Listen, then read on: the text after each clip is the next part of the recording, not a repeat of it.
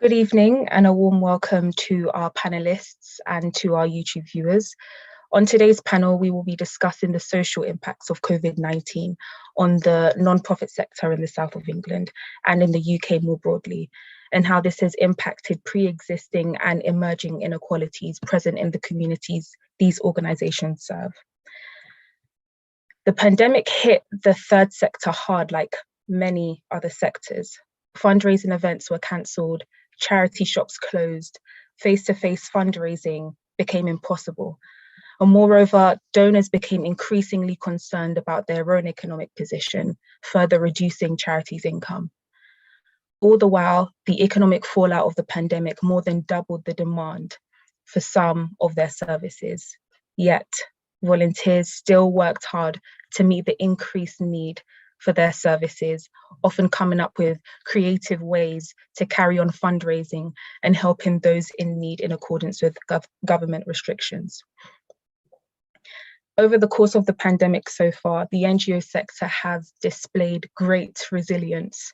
But today I have with me some of the most important figures in the UK's NGO sector who have worked tirelessly over the course of the pandemic so far to not only strengthen the resilience of the non-profit sector, but to also address some of the systemic inequalities operating within and perpetuated by the sector as it has had to adapt during this multidimensional set of crises that we have been living through. And so with me today, we have Lena, who is the Engagement and Equity Manager for Bond, and she co-authored the Bond report on Racism, Power and Truth, Experience of People of Colour in International Development. Lena is also a trustee at Each Other and a working group member of Racial Equity Index. And she's also a committee member and organizer at Charities So White. We also have with us Caron Bradshaw, OBE, who is the CEO of Charity Finance Group. And we have Jess, Sumner, who is the CEO of Community Works Brighton, who works closely with local leaders in Brighton, Hove, Ada and Worthing. And I am Cheriesse, Bema-Kwakye. I am a research fellow and a project coordinator here at the Dialogue Society, and I'll be chairing today's discussion. We did have Laura Price, who is the CEO of Oxfordshire Community and Voluntary Action, but unfortunately, Laura sends her apologies as she has had to tend to personal commitments today. We wish her well and continue to look forward to her insightful contributions on this topic moving forward. Once again, thank you for being here. And I'm just going to pass on to our first speaker, Jess, who will be speaking on the findings of a recent report on the impacts of COVID on the voluntary sector in Brighton, Hove, Ada and Worthing. Thank you, Cheriesse. Thank you for inviting me to be part of this important discussion. I think overall, just to summarise, the response of the voluntary sector across Brighton, Hove, Ada, Worthing and across Sussex was characterised by innovation and agility, and I think we find that nationally as well. It was underpinned by closeness to our communities, and a lot of the organisations remained true to their organisational mission and values, which kept those at the heart of delivery. It also led to an increased focus and, in some places, good outcomes in key policy areas. So, for instance, homelessness, loneliness and digital inclusion, as well as bringing to the fore the importance of preventative work around health inequality especially. So there were key overriding impressions. In our local service survey covering Ada and Worthing and Brighton and Hove, we had over half the respondents were from relatively small organisations. So we had sort of 58% who had between 0 and 5 members of staff. So really quite small, but also reflecting a lot of the places where community organisations were holding the activity and the delivery in their local communities. Those respondents were talking to us about the impact it was having on their delivery. So many organisations were looking at changing services, moving to 7-day-a-week provision because their communities needed to access support in a wider timeline. moving to weekly telephone support calls, for instance, where they couldn't carry out face-to-face activity due to lockdown, maintaining or increasing volunteer numbers at short notice and having to think about how to scale up their operation at very short notice and often without the funding immediately available to support them in doing that. There was also immediate change to the use of online technology, which pushed forward many digital strategies, I think, across the sector. We certainly in my organisation had been planning to move to using more online services, and it really pushed that forward. That also meant that communities had to adapt, and we were then looking at supporting communities to access online services. So digital exclusion became a more pressing issue for all of us. Many organisations looked at redeploying staff or increasing staff hours at short notice. They were providing practical support with PPE, with food, with advice, with check-ins and social gatherings, and trying to look at how to create social connectedness despite the restrictions of lockdown. So in terms of the impact, there was a lot of that quick change, which required a lot of risk assessment, a lot of planning, a lot of liaison, loads of communication, lots of organisations really reaching their community members saying, what do you need from us? And then having to interpret and feed that back into the systems that were trying to design the local strategy so that they could hear the voices from communities saying, actually, we need this, or there's a different way to go. We also found that about half the respondents have been involved with a range of local, national or regional agencies. So that collaboration wasn't just happening on a micro or local level, it was happening for many organisations at multiple levels. And I think that ability to communicate and adapt and plan and strategically look at issues across different levels was something that a lot of organisations had to suddenly contend with on top of their pre-existing partnerships. So we had 43% gave the example of being involved in new or strengthened partnerships. So partnership working and collaboration came to the fore as well. But we also found that a lot of organisations had an experience in increasing anxiety around fundraising. So their immediate experience was that the funders were perhaps restricting new applications and focusing on delivering to existing grantees. So organisations were starting to worry about fundraising and also starting to look ahead to a potential cliff edge.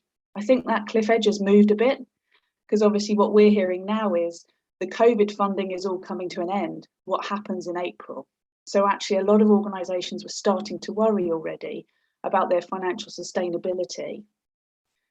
In our Sussex-wide survey, where we gathered surveys from across peer organisations who carried out similar surveys, there are a number of recommendations which speak to, I think, some of the challenges that we found. So the recommendations were there to look at creating more opportunities for the voluntary sector and for public sectors to work together to create changes in systems. And there was a need for that commitment on a longer term basis to system-wide collaboration. However, part of that is recognising that the VCSE should be an equal partner, but in terms of being an equal partner, you have to recognise power and resource imbalance. So considering the power that people bring to a partnership, and then after the crisis is over, who holds the power and who has the power to make change and apply change. There was also a need and a recommendation around supporting experimentation. A lot of the work that was carried out was done in response to community need. It wasn't necessarily based on reams of research that demonstrated the best way to achieve this. It was a lot of organisations working with their communities to figure out what was needed, risk assess and plan as they went to deliver that, and then reflecting that back to system leaders. And I think some of that experimentation led to really agile responses and a better quality of conversation with those in the community about what was needed. As well as that, I think there's greater opportunity for collaboration between funders. So what we were finding was different funding pots coming through at different times from different people.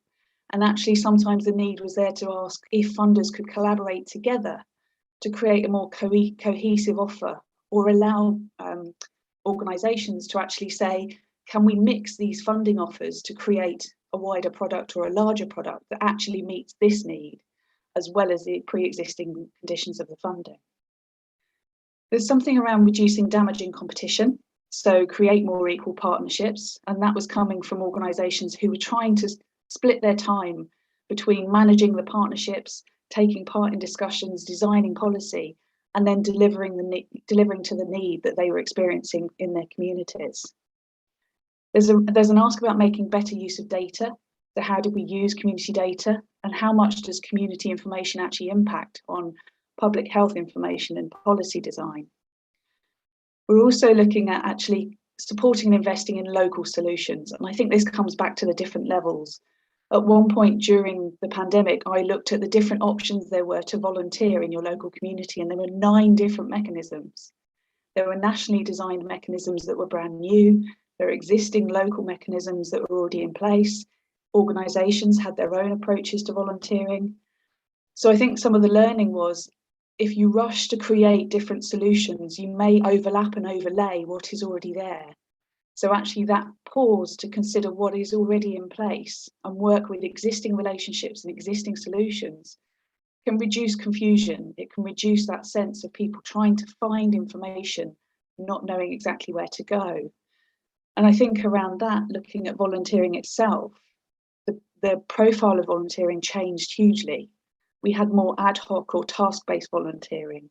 We had a different profile of volunteers due to furlough and due to schools not being in and colleges and universities not being in. So actually the flexibility around the design of volunteering and who is volunteering really changed. And I think there was some really great examples there of people in their communities being active in their communities who perhaps wouldn't necessarily describe themselves as volunteers. So I think there's something there as well around just understanding what volunteering is and how it has an impact. I think really all of this speaks to the different ways we can keep the value of what we've learned during the pandemic, whilst also taking action on the issues that we know underpin everything. So health inequalities is a huge area of focus now. So I think from all of these recommendations and all of the feedback we've had, there is a huge hope that it's recognised. The voluntary and community sector is here to support in creating those changes. And actually we are close to our communities. We want the voices of our communities involved, and we want to be part of a solution. I think that's probably about it from me.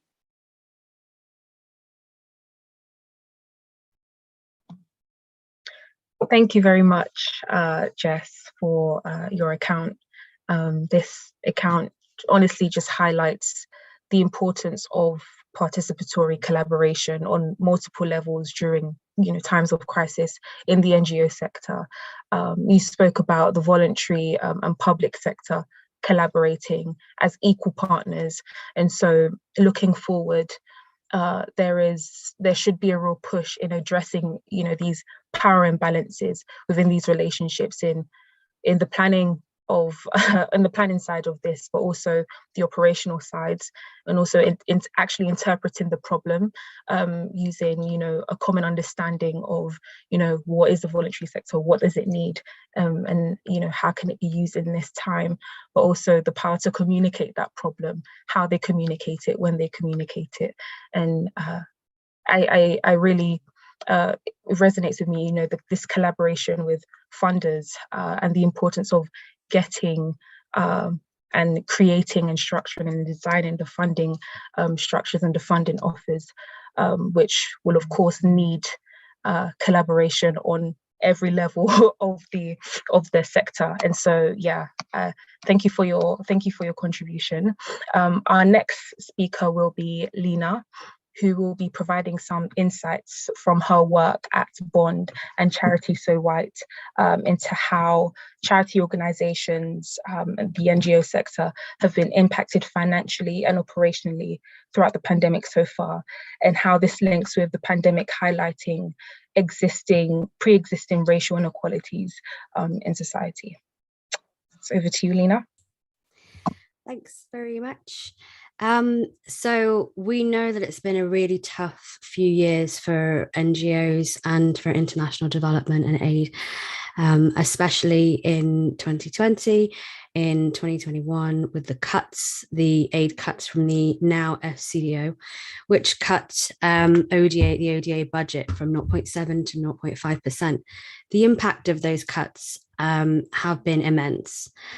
And overall, it was estimated that from a budget of 4 billion, it's down to 1.5 billion. And that has affected not only NGOs in the UK, but also the communities that we work with around the world.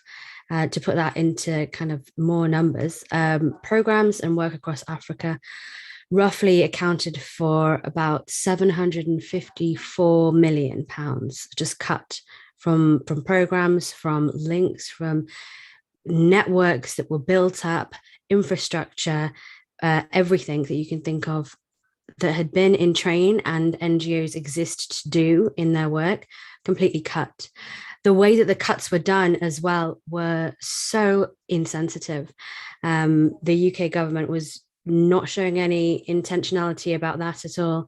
Certainly from the work that I know, and the conversations I've been in and our own membership from Bond, from country offices, we heard how they had no warning. The stories that we heard were horrific. One comes to mind of a maternity care unit that did not hear about their aid cuts, were waiting to hear from their NGO partners in the UK. It took about over a month, but during that time, one of their programs is running ambulances, community ambulances, to support women from the community who are pregnant, who live too far away, and they can't travel to hospitals because they're too far away. So these ambulances are a lifeline for these communities. And because they were so uncertain about if they were going to actually receive any funding, they weren't able to fill up on gas, on petrol. That is just mind-blowing, the impact that the aid cuts have had to the sector and to the work of the sector when we put it in perspective to people's actual lives and people's experiences. And that's just one of many stories that I've heard and experiences. And we still don't know all of it. These cuts were done without any intention. They have created an air of distrust, and ultimately it has shown where the power is held across organizations, across the sector, the power that the government has, the power that the donors have, the restrictions that are put on funding to NGOs directly, and all the strings that it comes with. Nothing is simple here. When you cut something, it has a ripple effect. And so it's been pretty challenging, not just for UK charities, but for the sector as a whole. And we're still trying to find our way through that. We're still trying to navigate all of that. And as I mentioned, those cuts have happened and have happened to the UK programs, have happened to UK NGOs, but it has exposed deep roots into more systemic problems that we already knew existed before 2020. Before the murder of George Floyd, we knew that there was inequity across the sector. And as a result of COVID-19, not just in us understanding in our own communities in the UK, the impact of COVID-19 on BAME communities, on ethnic minority communities has been immense. But actually having the impacts of COVID, having it specifically in the international development sector, has exposed so many different levels of inequity across the work that we do. And as you mentioned in the intro, I did author a report, Racism, Power and Truth, Experiences of People of Colour in International Development. It came out last June. And in that we found, not surprisingly, 68% of people of colour who work in this sector, both in the UK and outside, have witnessed racism. 89% of those don't believe their organisations are committed to where anti-racism work gets parked, which is in EDI. And those are the statistics. And what has changed is the question that I have to ask myself here. When we took and made that report, we wanted to pull together information that centered people of color, that actually raised those voices and not talked about all the other noise. So we wanted to focus on people of color's experiences from communities around the world and from the UK within organizations. And what we found was nothing new. There have been multiple reports, the OCVA Home Truths Report, the McGregor Review, so many reports that say the same thing.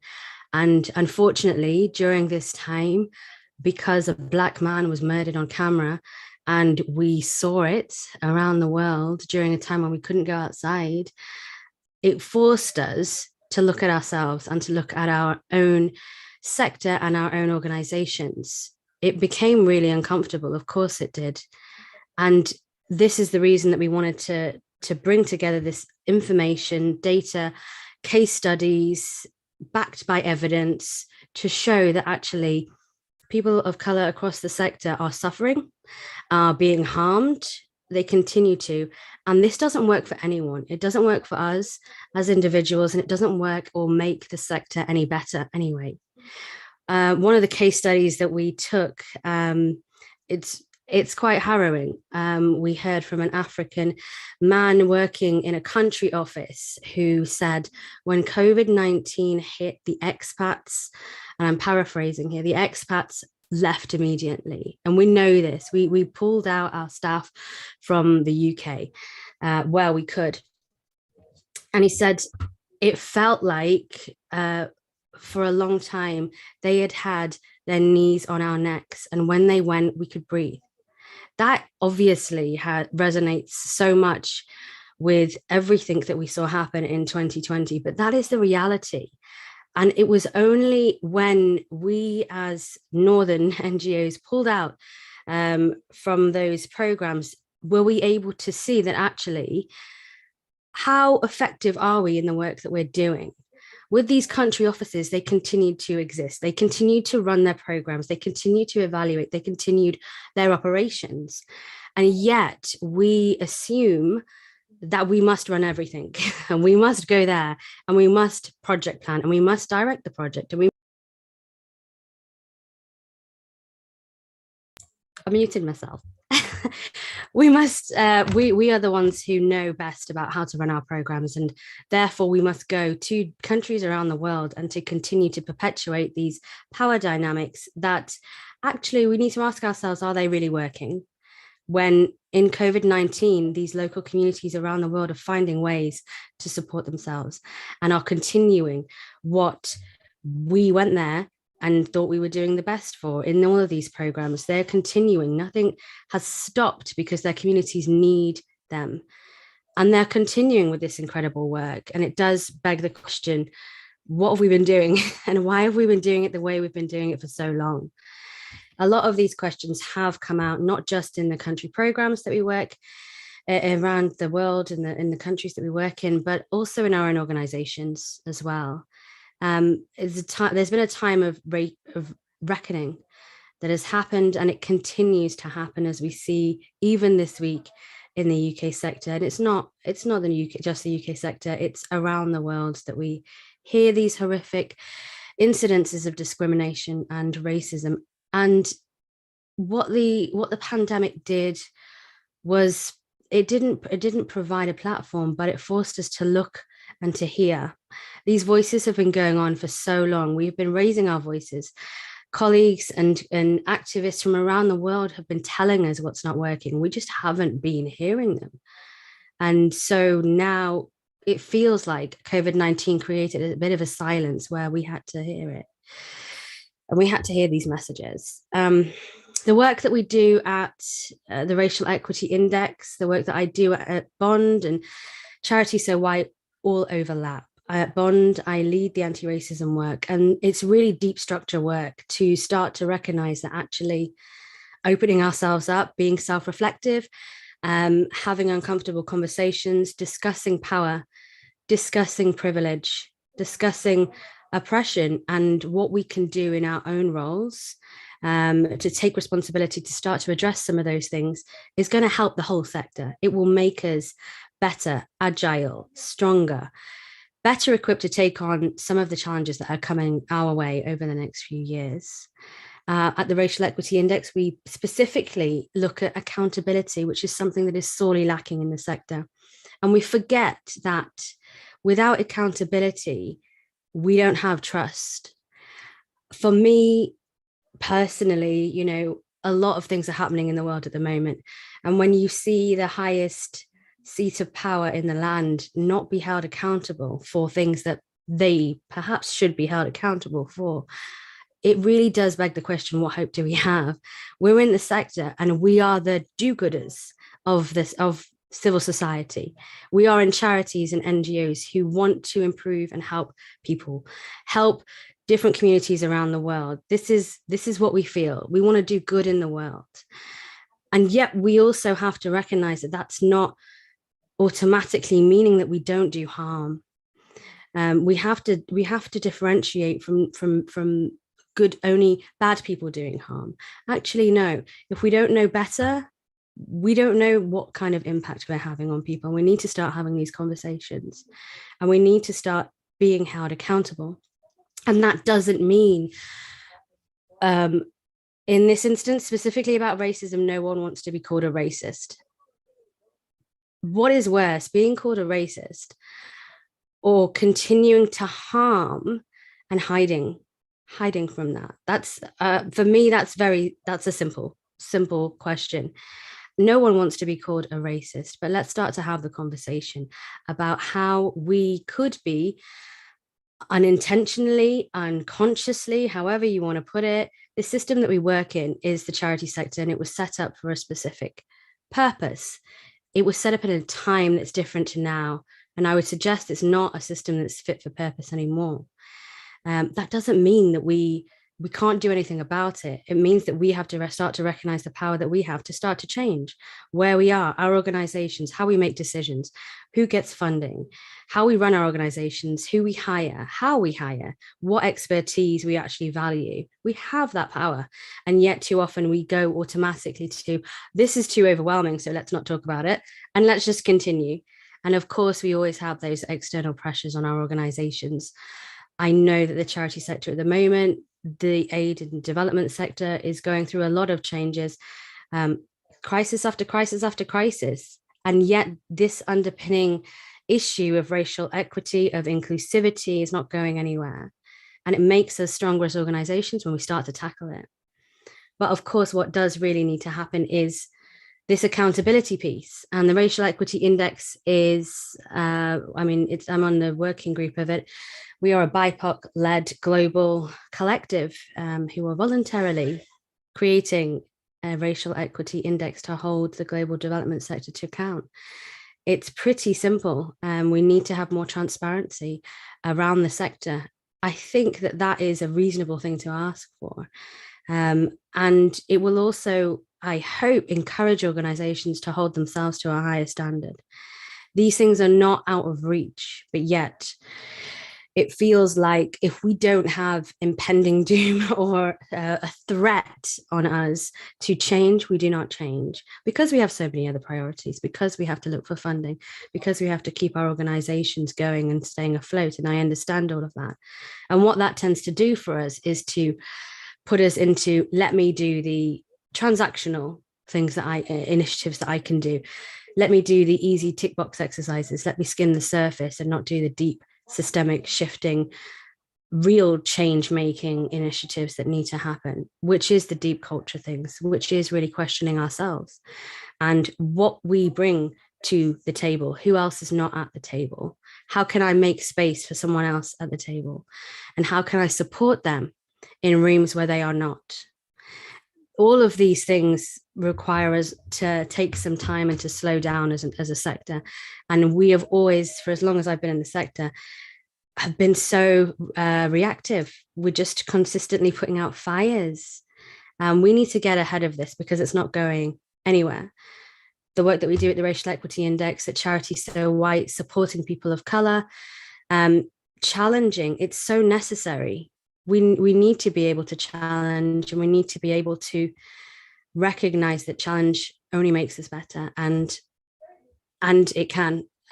So all in all, What I'd like to see really from this sector now is courageous leadership. We can't wait to be courageous, especially in the area of racial justice, especially in the area of equity.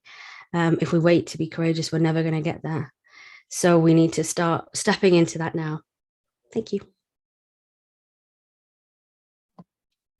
Thank you so much, Lena, for your contribution on the racial inequalities that we see within the charity sector, within the NGO sector, on all levels, on all scales, and how that impacts how we actually do our work. Your sentiments on, just bringing the real human dimension to the policy processes and the unfair and unjust ways in which power has been wielded across the organizations, from government funding and how the manner in which they cut funding, to how things were done during the pandemic, during a time where the power dynamics really needed to be redistributed within our sector, within our own roles, to be better equipped as workers in this sector. You also spoke on accountability and the need to foster trust again within the sector and strategically centering the voices of people of colour. So thank you so much for contributing. And I just wanted to remind the viewers on YouTube to please submit your questions on the chat function of the YouTube live stream for the Q&A session that will be happening after Caron shares on how funding distribution and access models have had an impact on inequalities in the UK. So over to you, Caron. Thank you ever so much.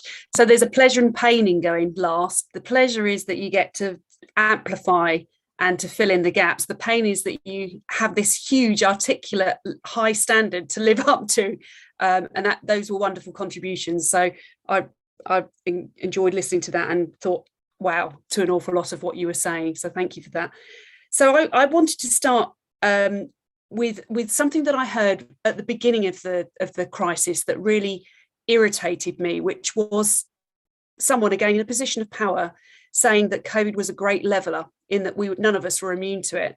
And it really, really hit me. I thought, gosh, that's just raw to me. That's just so wrong.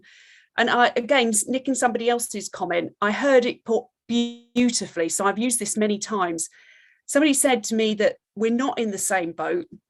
We're in the same ocean, suffering the same storm, but we're in radically different boats. And some of us are in dinghies and some of us are in luxury liners. And it's absolutely true. The way that we have navigated through the pandemic has been incredibly tied to what boat we were in going into it. So I just wanted to sort of start that as the context for what I want to say. Because I think when you look at that boat, for each of us, there are a whole load of systemic inequalities built into the system that we took into the pandemic. So, for example, if you look at the very brilliant report by Runnymede Trust called Overexposed and Underprotected, what it will tell you is that there were inequalities during the COVID crisis that were exacerbated. So Black and minoritized ethnic people were likely to not have access to PPE at the same levels if they're working in social and healthcare. They were more likely, I think it's 10% more likely to be working in health and social care roles. They were more likely to be exposed to the impact of coronavirus, and they were more likely to suffer serious illness as a result of it. They were, you were more likely to have, I think it's 1.5% greater risk of suffering food poverty, twice as likely to be claiming universal credit. So these are things that compound and actually make it so that whenever you're experiencing significant crises like this, your position and your ability to weather that storm is significantly compromised. So if I look at the sort of funding and distribution models side, during the crisis, a whole load of infrastructure organisations came together to lobby government, to press government to address, as you'd already mentioned, Cheriesse, the massive spike in demand coupled with this huge depression on all sides of income for the sector. And we were successful to the extent that we got an unprecedented government settlement of 750 million, but unsuccessful when you consider that the size of the gap that we think that was trying to fill was something more like 10 billion. So it didn't touch the size.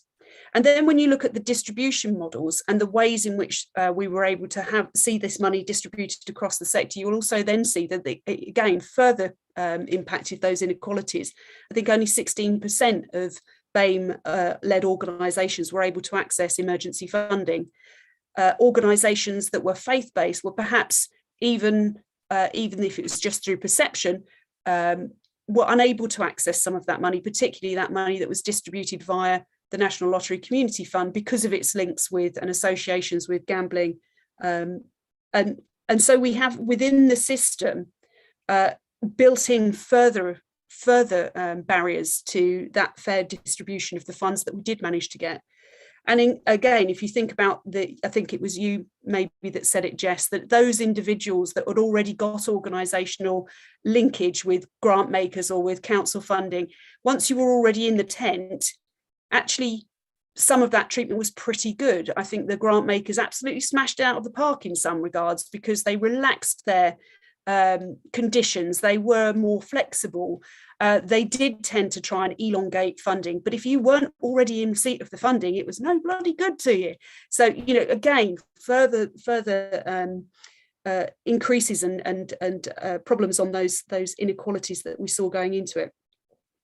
And then if you look at organisations, and also I should say that an awful lot of faith-based organisations can't actually qualify for grants in the first place because the grant makers' conditions will prevent them from supporting them. So there's a whole load of things at play there.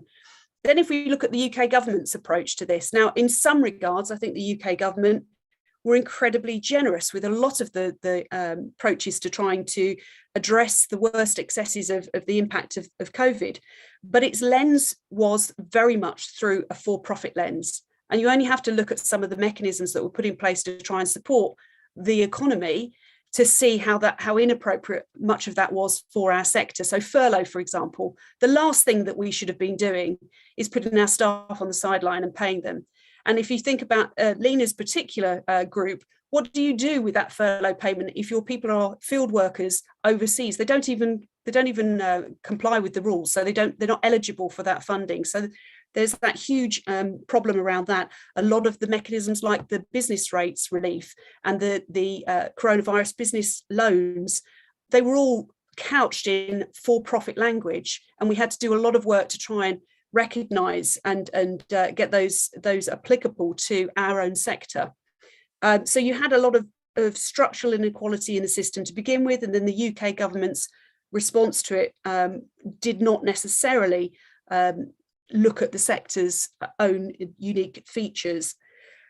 And then you have the government's misunderstanding of how the sector is funded, non-understanding what the reserves actually being held by the sector are and how they are distributed between different sizes of organisations, what an endowment means, and that you can't just simply raid it to pay down, even if you could, what would you be doing about your future beneficiaries? So very short term.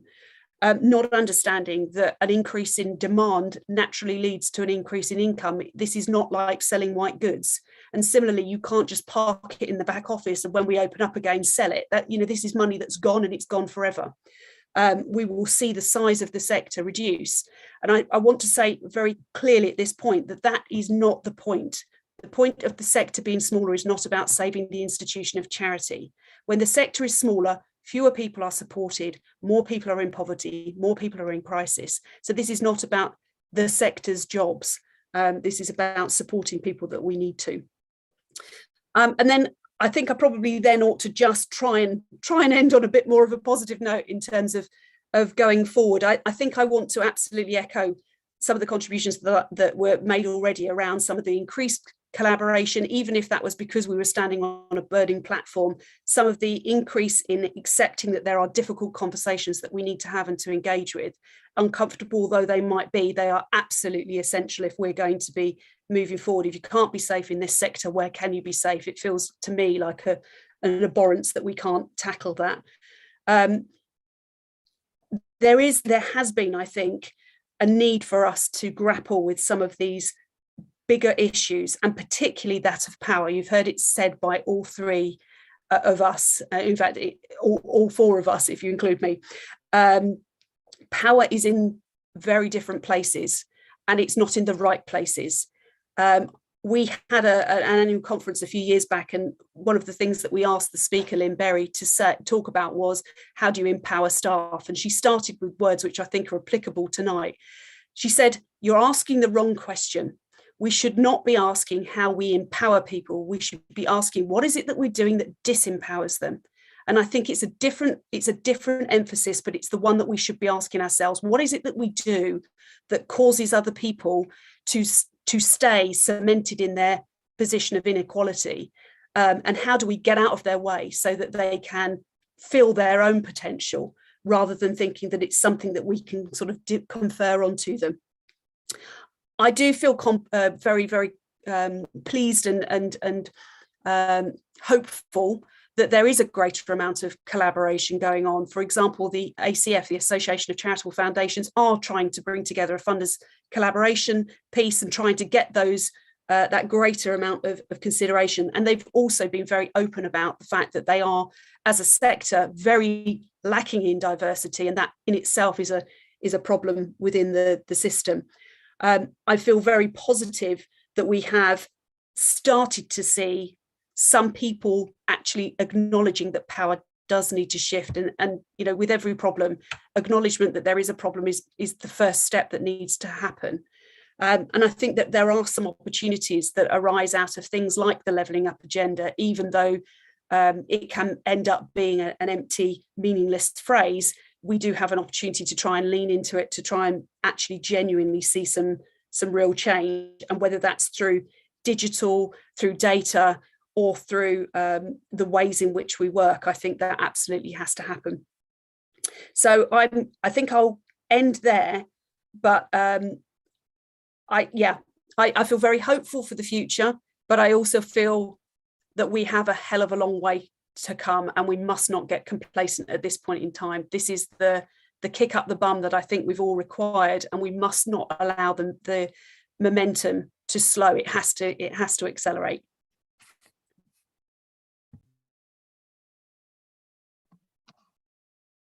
Thank you so much, Caron, for your contribution. Yes, the funding models and the way that funding has been distributed has really shown how moving forward, things need to be put in place for greater resilience during times of crisis. And again, that same theme of power dynamics and redistributing power I think it's been like a recurring theme, and it's one of the things that I'm taking away from this panel discussion for further reflection. And so just moving on to the Q&A session now. I thank you, Caron, for mentioning, the levelling up agenda. And we just have a question based upon that. So levelling up and local decision making. So this is for any of the panelists, so Caron, Jess, or Lena, based upon the research that you have all done. Looking ahead now, what are two important ways in which the government could tailor the levelling up initiative to improve its participatory and its emancipatory potential as well? Anybody feel free to jump in and answer anytime. Quite a big question, but. I think for me, there's something around recognising the difference between local ownership and decision making and power, and where and how that's held in reality.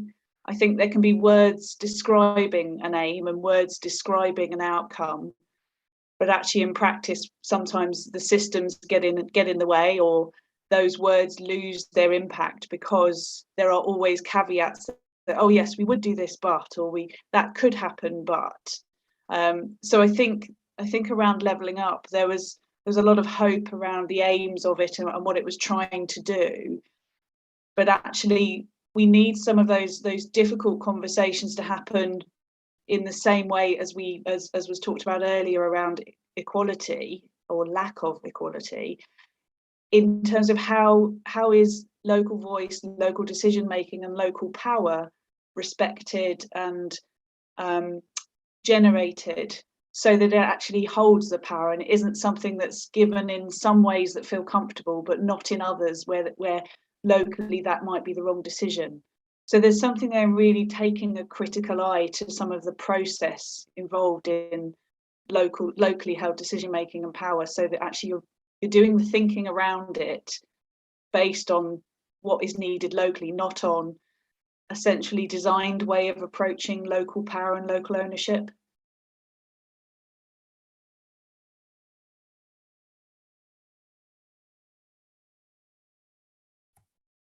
I can jump in then next. I mean, for me, I think within the levelling up agenda, there is a space for the creation of social infrastructure as opposed to just physical infrastructure, and I think that's really important.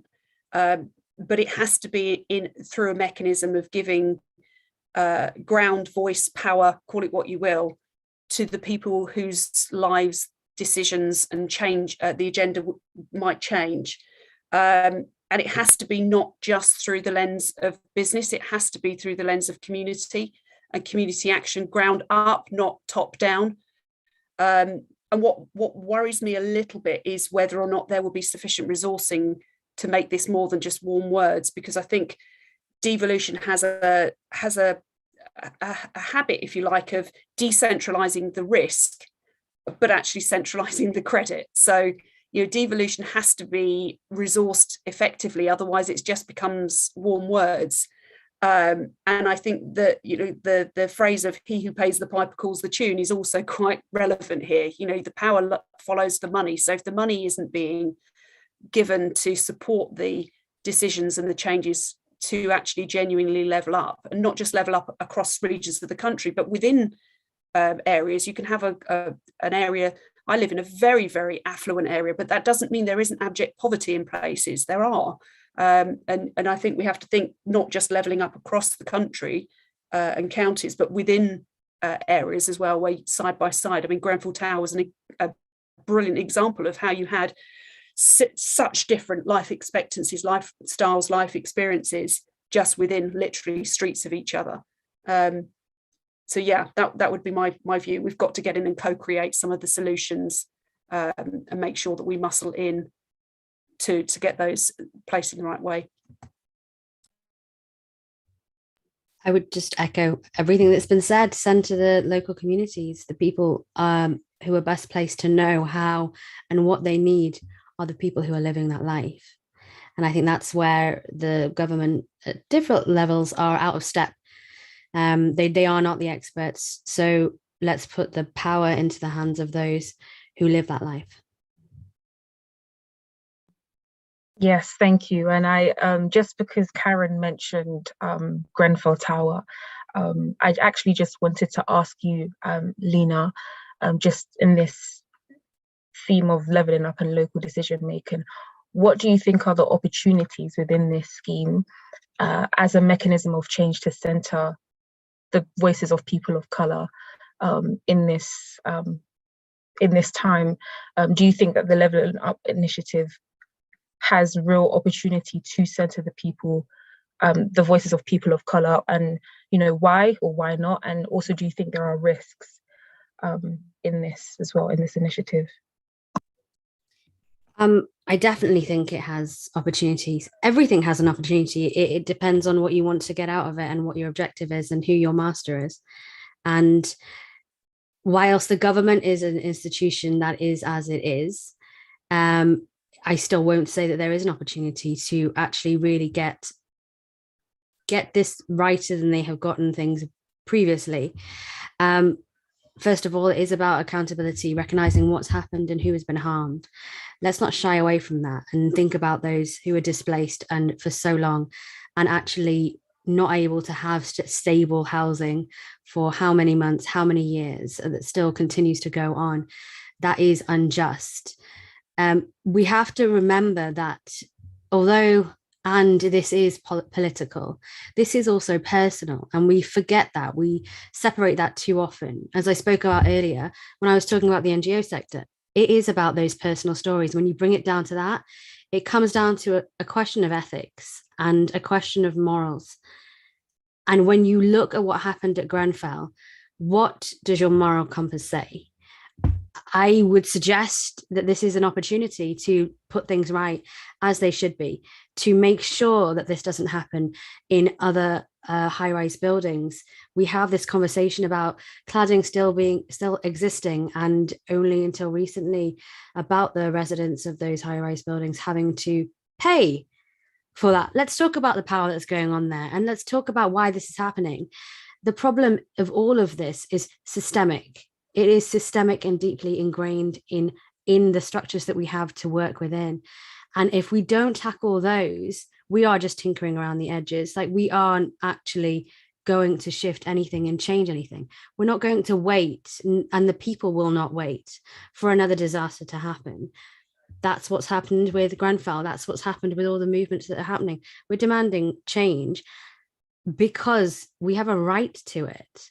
So actually, this is an opportunity for the government, through its agenda, through its levelling up agenda, to actually start to put people at the heart of it, and to do what's right morally, and to do what's right ethically.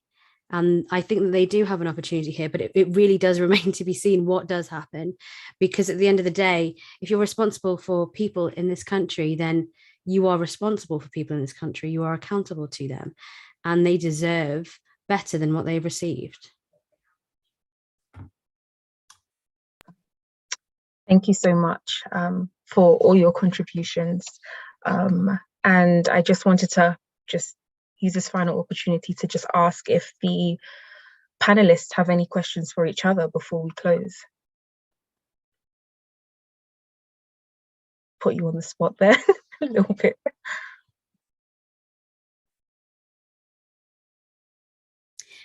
I would ask Caron, because you mentioned it, and I have seen it as well, that what we've seen over the last few years has brought different segments of the sector together in that collaboration.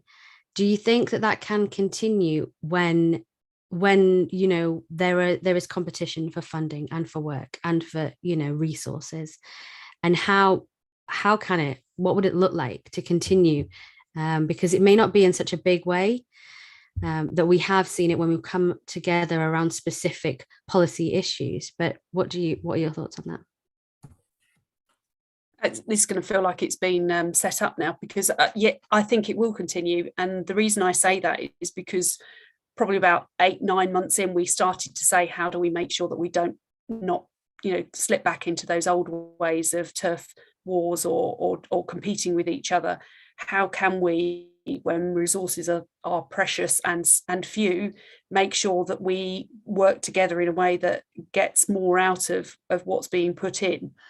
And actually, the coming together of those organisations has been put on a more structured footing. So we've now got something called the Civil Society Group, which is a group of the willing infrastructure organisations that have come together with an agreed strategy, with a sort of formalised setup of how we're going to corral those strategic aims and how we're going to make sure that we keep going at it. And part of that work also looks at how do we, as a set of infrastructure organisations, actually back up that commitment to be anti-racist, not just to be burying it, as you said, in the EDI policies. How do we make sure that we genuinely affect change across the sector in a way that the sector deserves and the people that have been harmed deserve? So there is a structure there for us to be able to keep that collaboration going. And so far, we're only a few months into the new kind of mechanisms, but so far so good. And I think it is starting to bear fruit, where we are starting to work more collaboratively with each other so that we can complement each other's work and not just slip back into those old who's influencing, who's got the big points, who's got the the gravitas and the money.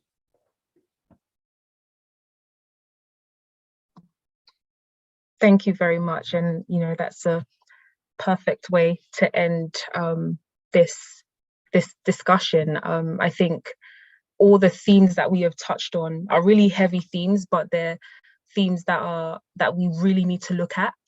So it's power, ethics and morality, participation and accountability. And these have been sort of the recurring words that I've been hearing.